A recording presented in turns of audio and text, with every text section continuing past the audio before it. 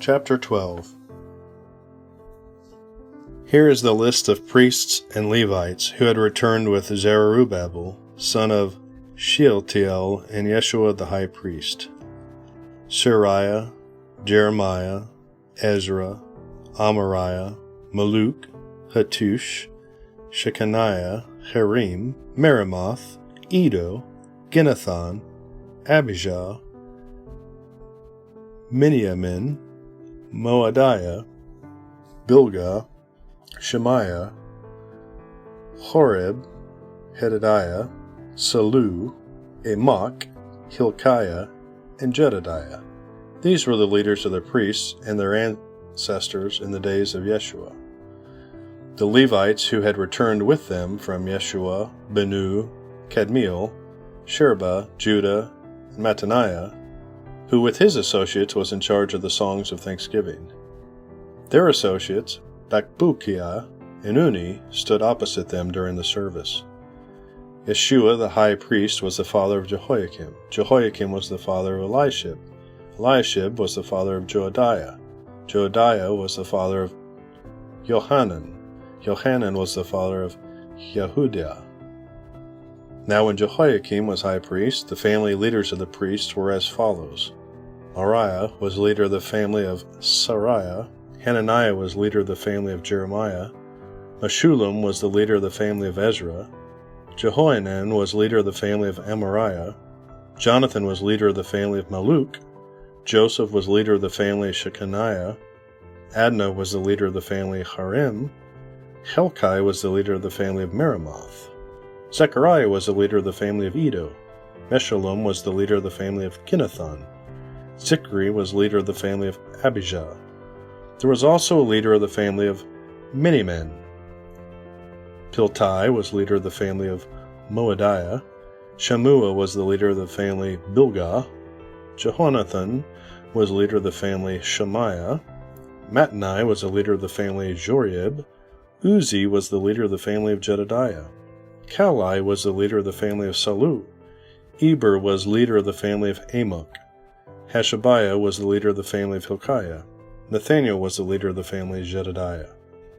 During the reign of Darius II of Persia, a list was compiled of the family leaders of the Levites and the priests in the days following high priests: Eliashib, Johidiah, Johanan, and Judah. The heads of the Levite families were recorded in the book of history down to the days of Johanan, the grandson of Eliashib. These were the family leaders of the Levites: Hashabiah, Sherebiah, Yeshua, Benu, Kadmiel, and other associates who stood opposite them during the ceremonies of praise and thanksgiving, one section responding to the other, just as commanded by David, the man of God. This included Mattaniah, Bakbukiah, and Obadiah. Meshullam, Talmon, Akub were the gatekeepers in charge of the storerooms at the gates. These all served in the days of Jehoiakim, son of Yeshua, son of Jehozadak, and in the days of Nehemiah the governor, and of Ezra the priest and scribe. During the dedication of the new wall of Jerusalem, the Levites throughout the land were asked to come to Jerusalem to assist in the ceremonies. They were to take part in the joyous occasions, and with their songs of thanksgiving, and with the music of cymbals, lyres, and harps.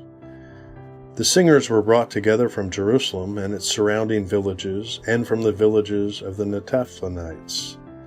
They also came from Beth Gilgal and the area of Jeba and Asmaveth, for the singers had built their own villages around Jerusalem.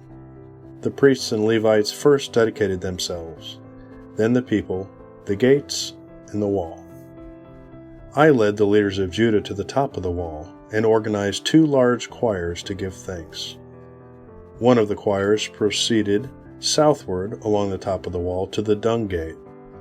Hoshaiah and half of the leaders of Judah followed them, along with Azariah, Ezra, Meshullam, Judah, Benjamin, Shemaiah, Jeremiah, and some of the priests who played trumpets. Then Zechariah, son of Jonathan, son of Shemaiah, son of Mattaniah, son of Micaiah, son of Zechar, a descendant of Asaph. And finally came Zechariah's colleagues, Shemaiah, Azarel, Meliah, Gilalai, Maai, Nathaniel, Judah, and Hanani. They used musical instruments prescribed by David, the man of God. Ezra the scribe led this procession. At the fountain gate, they went straight up the steps on the ascent of the city wall toward the city of David. They passed the house of David and then proceeded to the water gate on the east. The second choir went northward, around the other way, to meet them.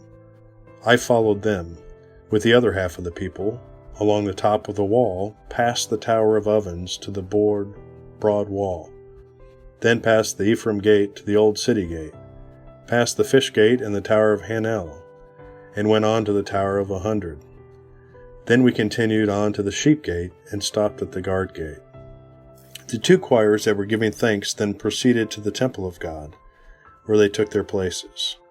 So did I, together with a group of leaders who were with me. We went together with the trumpet-playing priests, Eliakim, Maaseiah, Miniam, Micaiah, Elionaiah, Zechariah, and Hananiah, and the singers, Messiah, Shemaiah, Eleazar, Uzi, Jehoiakim, Machillijah, Elam, and Ezer.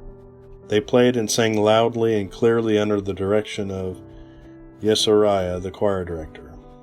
Many sacrifices were offered on that joyous day, for God had given the people cause for great joy. The women and children also practiced, and the celebration and the joy of the people of Jerusalem could be heard far away. On that day, men were appointed to be in charge of the storerooms for the gifts, the first part of the harvest, and the tithes. They were responsible to collect these from the fields as required by the law for the priests and Levites. For all the people of Judah valued the priests and the Levites and their work. They performed the service of their God and the service of purification as required by the laws of David and his son Solomon. So did the singers and the gatekeepers.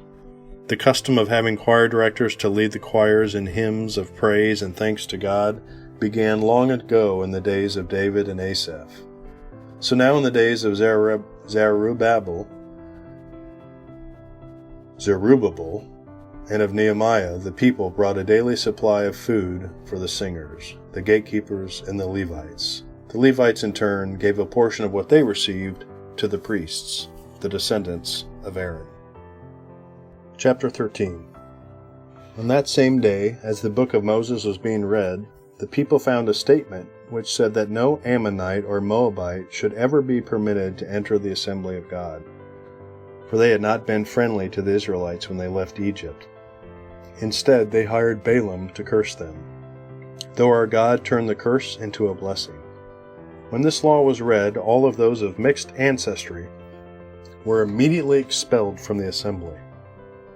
Before this had happened, Eliashib, the priest, who had been appointed as supervisor of the storerooms of the temple of our God, and who was also a relative of Tobiah, had converted a large storage room and placed it at Tobiah's disposal. The room had previously been used for storing the grain offerings, frankincense, temple utensils, and tithes of grain, new wine, olive oil, and the special portion set aside for the priests. Most had decreed that these offerings belonged to the Levites, the singers, and the gatekeepers. I was not in Jerusalem at that time, for I had returned to the king in the 32nd year of the reign of King Artaxerxes of Babylon, though I later received his permission to return. When I arrived back in Jerusalem and learned the extent of this evil deed of Eliashib, that he had provided Tobiah with a room in the courtyards of the temple of God, I became very upset and threw all of Tobiah's belongings from the room. Then I demanded that the rooms be purified, and I brought back the utensils for God's temple, the grain offerings, and the frankincense. I also discovered that the Levites had not been given what was due them, so they and the singers who were to conduct the worship services had all returned to work their fields. I immediately confronted the leaders and demanded, "Why has the temple of God been neglected?" Then I called all the Levites back again and restored them to their proper duties.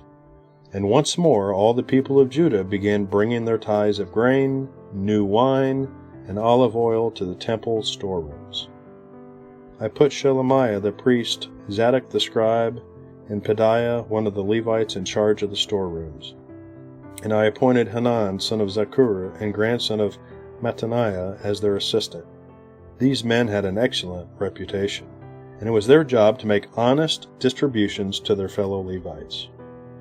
Remember this good deed, O my God, and do not forget all that I have done faithfully for the temple of my God. One Sabbath day I saw some men of Judah treading their winepress. They were also bringing in bundles of grain and loading them on their donkeys. And on that day they were bringing their wine, grapes, figs, and all sorts of produce to Jerusalem to sell. So I rebuked them for selling their produce on the Sabbath. There were also some men from Tyre bringing in fish and all kinds of merchandise. They were selling it on the Sabbath to the people of Judah, and in Jerusalem at that. So I confronted the leaders of Judah. Why are you profaning the Sabbath in this evil way? Wasn't it enough that your ancestors did this sort of thing, so that our God brought the present troubles upon us and our city?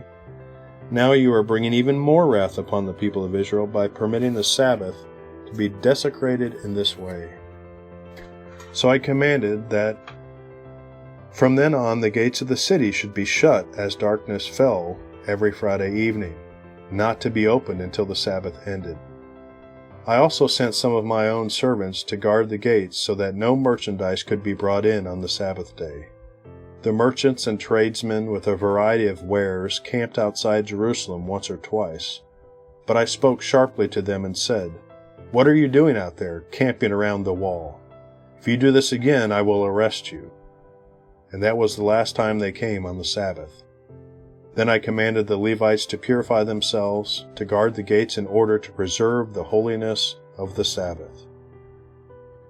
Remember this good deed also, O my God. Have compassion on me according to your great and unfailing love. About the same time I realized that some of the men of Judah had married women from Ashdod, Ammon, and Moab. Even worse, half their children spoke in the language of Ashdod or some other people and could not speak the language of Judah at all. So I confronted them and called down curses on them. I beat some of them and pulled out their hair. I made them swear before God that they would not let their children intermarry with pagan people of the land. Wasn't this exactly what led King Solomon of Israel into sin? I demanded. There was no king from any nation who could compare to him, and God loved him and made him king over all Israel. But even he was led into sin by his foreign wives. How could you even think of committing this sinful deed and acting unfaithfully toward God by marrying foreign women? One of the sons of Joiada, son of Elishud, the high priest, had married a daughter of Sanballat, the Hornite. So I banished him from my presence. Remember them, O my God, for they have defiled the priesthood and the promises and the vows of the priests and Levites. So I purged out everything foreign and assigned tasks to the priests and Levites, making certain that each knew his work. I also made sure that the supply of wood for the altar was brought at the proper times and that the first part of the harvest was collected for the priests.